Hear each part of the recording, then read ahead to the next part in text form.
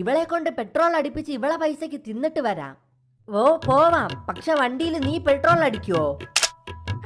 അത് പിന്നെ സാരമില്ലടാ, ഞാൻ ഒറ്റയ്ക്ക് പൊക്കോളാം.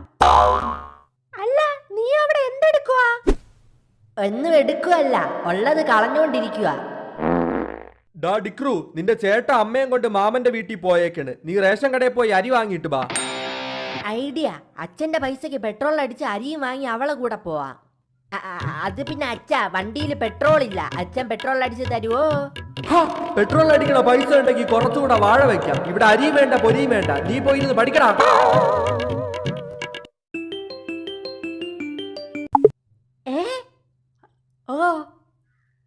Okay boss.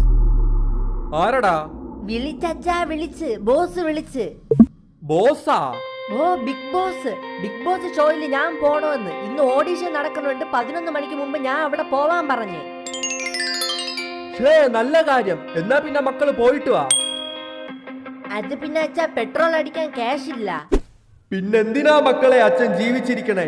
നീ എന്റെ കാർഡ് എടുത്തോ. ഇവിടുത്തെ ഫുഡ് നല്ലതായിരുന്നു. താങ്ക്സ് ചേട്ടാ. 2 ഷാർജ, 2 ഫലൂഡ, ഒരു ഫുൾ ഷവായി വിത്ത് പെറോട്ട. എത്രയായി? 1100. അയ്യോ, ഒത്തിരി ആയല്ലോ ഇത്. സോറിടാ ഡിക്രു. ചിൽ അച്ചു ചിൽ. പൈസ ഒന്നും ഒരു വിഷയമല്ല. ഇതാ ചേട്ടാ കാർഡ്. ഓ ലവ് യു സിറ്റി. ഡോ, നീ എന്താ ആളെ കളിയാക്കുന്ന? ഈ കാർഡ് ബ്ലോക്ക് ആണ്. ഇതിനകത്തുനിന്ന് പൈസയും കോപ്പൊന്നും എടുക്കാൻ പറ്റൂല. അയ്യോ, എന്റെ കയ്യിൽ വേറെ പൈസ ഇല്ല.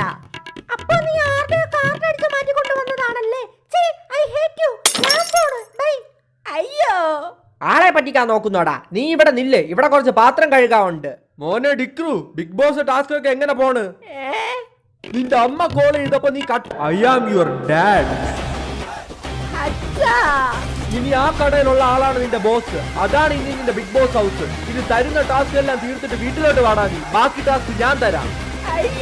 ാക്കി വെച്ചിട്ട് എന്റെ ഫ്രണ്ടിൽ കിടന്ന് ബിഗ് ബോസ് കളിച്ചല്ലേ? നിന്റെ അമ്മ വിളിച്ച് പറഞ്ഞ് നിന്റെ ഉടായ്പ മനസ്സിലാക്കിയിട്ട് ആ കാർഡ് ഞാൻ അങ്ങ് ബ്ലോക്ക് ആക്കിയിട്ടുണ്ട്.